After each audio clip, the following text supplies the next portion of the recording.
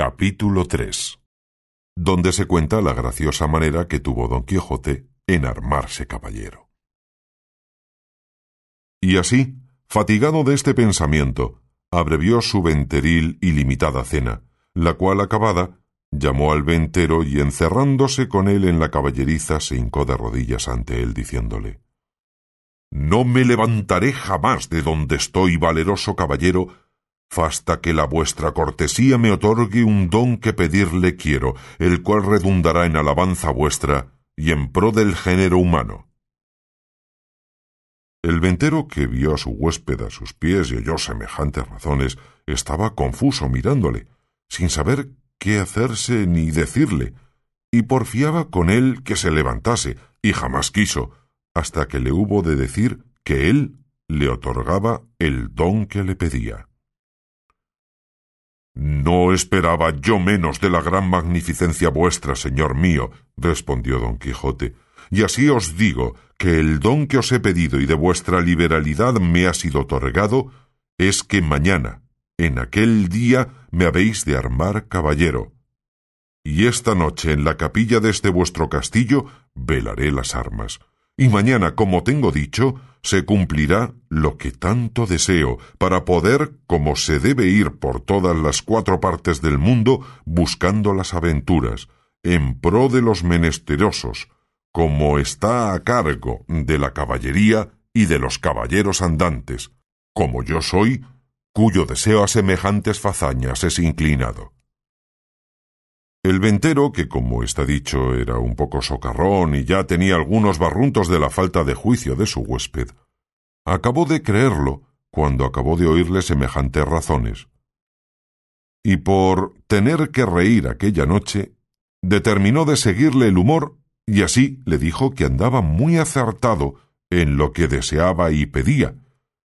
y que tal prosupuesto era propio y natural de los caballeros tan principales como él parecía, y como su gallarda presencia mostraba,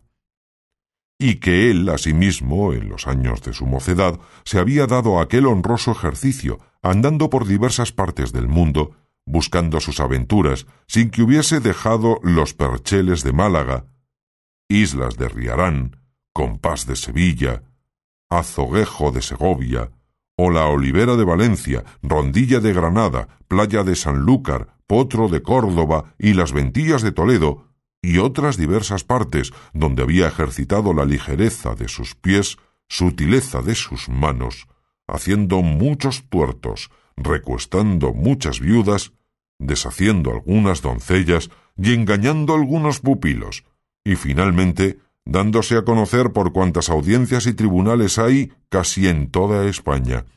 y que a lo último se había venido a recoger a aquel su castillo, donde vivía con su hacienda y con las ajenas, recogiendo en él a todos los caballeros andantes de cualquiera calidad y condición que fuesen, sólo por la mucha afición que les tenía, y porque partiesen con él de sus haberes, en pago de su buen deseo. Díjole también que en aquel su castillo no había capilla alguna donde poder velar las armas, porque estaba derribada para hacerla de nuevo, pero que en caso de necesidad, él sabía que se podían velar donde quiera, y que aquella noche las podría velar en un patio del castillo, que a la mañana, siendo Dios servido, se harían las debidas ceremonias de manera que él quedase armado caballero, y tan caballero que no pudiese ser más en el mundo. Preguntóle si traía dineros. Respondió Don Quijote que no traía blanca, porque él nunca había leído en las historias de los caballeros andantes que ninguno los hubiese traído. A esto dijo el ventero que se engañaba, que puesto caso que en las historias no se escribía, por haberles parecido los autores de ellas que no era menester escribir una cosa tan clara y tan necesaria de traerse como eran dineros y camisas limpias. No por eso se había de creer que no los trujeron, y así tuviese por cierto y averiguado que todos los caballeros andantes, de que tantos libros están llenos y atestados, llevaban bien herradas las bolsas por lo que pudiese sucederles, y que asimismo llevaban camisas y una arqueta pequeña llena de ungüentos para curar las heridas que recibían, porque no todas veces, en los campos y desiertos donde se combatían y salían heridos, había quien los curase. Si ya no era que tenían algún sabio encantador por amigo que luego los socorría trayendo por el aire en alguna nube alguna doncella o enano con alguna redoma de agua de tal virtud que en gustando alguna gota de ella luego al punto quedaban sanos de sus llagas y heridas como si mal alguno hubiesen tenido. Mas que en tanto que esto no hubiese, tuvieron los pasados caballeros por cosa acertada que sus escuderos fuesen proveídos de dineros y de otras cosas necesarias como eran hilas y ungüentos para curarse, y cuando sucedía que los tales caballeros no tenían escuderos, que eran pocas y raras veces, ellos mismos lo llevaban todo en unas alforjas muy sutiles que casi no se parecían a las ancas del caballo, como que era otra cosa más de importancia, porque no teniendo por ocasión semejante esto de llevar alforjas no fue muy admitido entre los caballeros andantes, y por eso le daba por consejo, pues aún se lo podía mandar como a su ahijado, que tan presto lo había de ser, que no caminase de allí adelante sin dineros y sin las prevenciones referidas, y que vería cuán bien se hallaba con ellas cuando menos se pensase. Prometióle Don Quijote de hacer lo que se le aconsejaba con toda puntualidad, y así se dio luego orden como velase las armas en un corral grande que a un lado de la venta estaba, y recogiéndolas Don Quijote todas, las puso sobre una pila que junto a un pozo estaba, y embrazando su adarga, asió de su lanza y con gentil continente se comenzó a pasear delante de la pila, y cuando comenzó el paseo, comenzaba a cerrar la noche. Contó el ventero a todos cuantos estaban en la venta la locura de su huésped, la vela de las armas y la armazón de caballería que esperaba. Admiráronse de tan extraño género de locura y fuéronselo a mirar desde lejos, y vieron que con sosegado ademán unas veces se paseaba, otras, arrimado a su lanza, ponía los ojos en las armas sin quitarlos por un buen espacio de ellas. Acabó de cerrar la noche, pero con tanta claridad de la luna que podía competir con el que se la prestaba, de manera que cuanto el novel caballero hacía era bien visto de todos. Antojósele en esto a uno de los arrieros que estaban en la venta ir a dar agua a su recua, y fue menester quitar las armas de Don Quijote que estaban sobre la pila, el cual, viéndole llegar, en voz alta le dijo: «Oh tú, quien quiera que seas, atrevido caballero, que llegas a tocar las armas del más valeroso andante que jamás se ciñó espada. Mira lo que haces y no las toques, si no quieres dejar la vida en pago de tu atrevimiento». No se curó el arriero de estas razones, y fuera mejor que se curara, porque fuera curarse en salud. Antes, trabando de las correas, las arrojó gran trecho de sí, lo cual, visto por Don Quijote, alzó los ojos al cielo y puesto el pensamiento a lo que pareció en su señora Dulcinea, dijo: «Acorredme, señora mía, en esta primera afrenta que a este vuestro avasallado pecho se le ofrece. No me desfallezca en este primero trance vuestro favor y amparo». Y diciendo estas y otras semejantes razones, soltando la adarga, alzó la lanza a dos manos y dio con ella tan gran golpe al arriero en la cabeza que le derribó en el suelo tan maltrecho que si secundara con otro no tuviera necesidad de maestro que le curara. Hecho esto, recogió sus armas y tornó a pasearse con el mismo reposo que primero.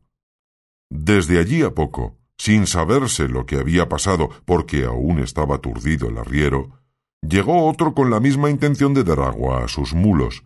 y llegando a quitar las armas para desembarazar la pila, sin hablar Don Quijote palabra y sin pedir favor a nadie, soltó otra vez la adarga y alzó otra vez la lanza, y sin hacerla pedazos, hizo más de 3 la cabeza del segundo arriero, porque se la abrió por 4. Al ruido acudió toda la gente de la venta, y entre ellos el ventero.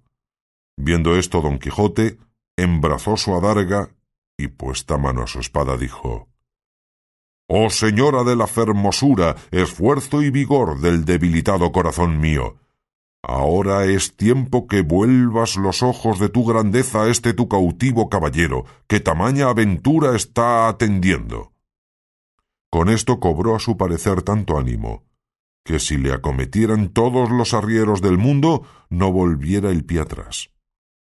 Los compañeros de los heridos, que tales los vieron, comenzaron desde lejos a llover piedras sobre Don Quijote, el cual lo mejor que podía se reparaba con su adarga, y no se osaba apartar de la pila por no desamparar las armas. El ventero daba voces que le dejasen, porque ya les había dicho cómo era loco, y que por loco se libraría, aunque los matase a todos. También Don Quijote las daba mayores, llamándoles de alevosos y traidores, y que el señor del castillo era un follón y mal nacido caballero, pues de tal manera consentía que se tratasen los andantes caballeros, y que si él hubiera recibido la orden de caballería, que él le diera a entender su alevosía. Pero de vosotros, soez y baja canalla, no hago caso alguno. Tirad, llegad, venid y ofendedme en cuanto pudiéredes, que vosotros veréis el pago que lleváis de vuestra sandez y demasía. Decía esto con tanto brío y denuedo, que infundió un terrible temor en los que le acometían, y así por esto como por las persuasiones del ventero, le dejaron de tirar, y él dejó retirar a los heridos, y tornó a la vela de sus armas con la misma quietud y sosiego que primero.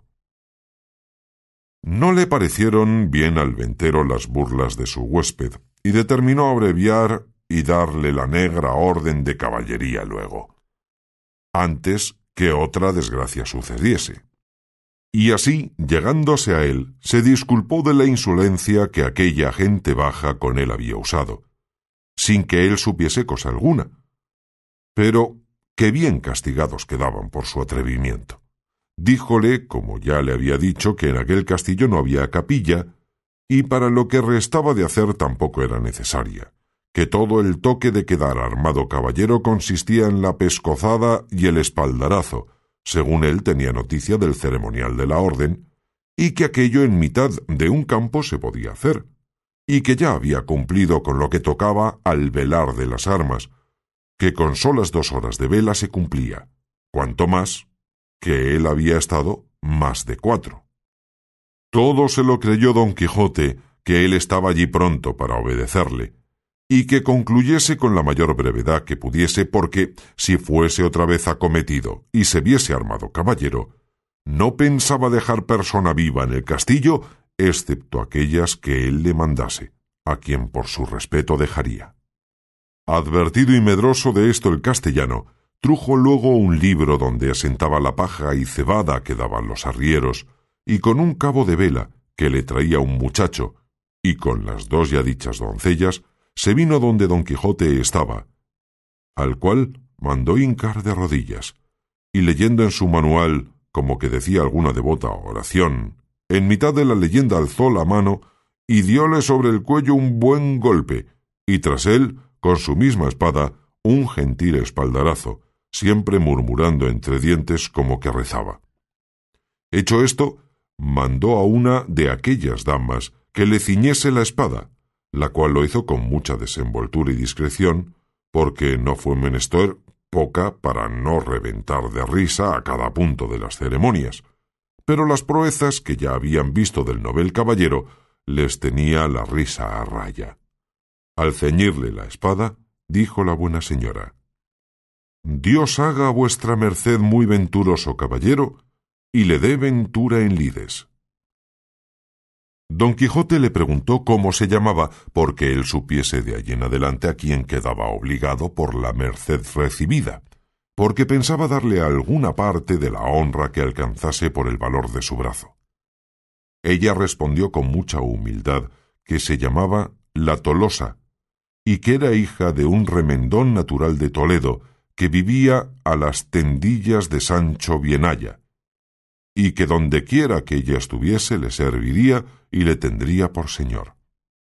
Don Quijote le replicó que por su amor le hiciese merced que de allí en adelante se pusiese don y se llamase Doña Tolosa. Ella, se lo prometió. Y la otra le calzó la espuela, con la cual le pasó casi el mismo coloquio que con la de la espada. Preguntóle su nombre y dijo que se llamaba la Molinera, y que era hija de un honrado molinero de Antequera, a la cual también rogó don Quijote que se pusiese don y se llamase Doña Molinera, ofreciéndole nuevos servicios y mercedes. Hechas, pues, de galope y aprisa las hasta allí nunca vistas ceremonias, no vio la hora don Quijote de verse a caballo y salir buscando las aventuras, y ensillando luego a Rocinante, subió en él, y abrazando a su huésped, le dijo cosas tan extrañas, agradeciéndole la merced de haberle armado caballero, que no es posible acertar a referirlas. El ventero, por verle ya fuera de la venta, con no menos retóricas, aunque con más breves palabras, respondió las suyas, y sin pedirle la costa de la posada, le dejó ir a la buena hora.